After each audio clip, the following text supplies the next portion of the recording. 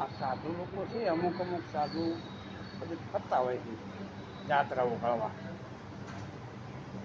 તો બરાબર છે, જાત્રાઓ તો કરવા ફરતા હોય, કારણ કે એમને કંઈ કામ ના હોય એટલે બરાબર છે ફરતા હોય. બીજી વસ્તી કામ કરે એવી એને હારે લઈને ફરે.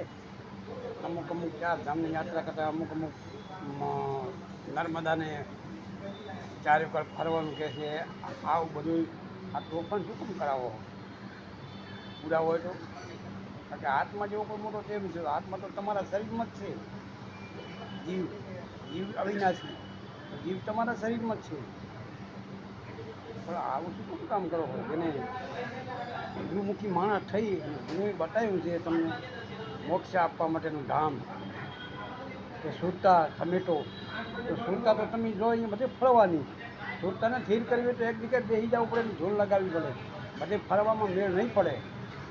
અને બધે ફરે જાય અને એ તો અધૂરિયા હોય ને એ બધે ફરતા હોય, પૂરા ના હોય. પૂરા હોય ને તો ક્યાં જવા જેવું નથી.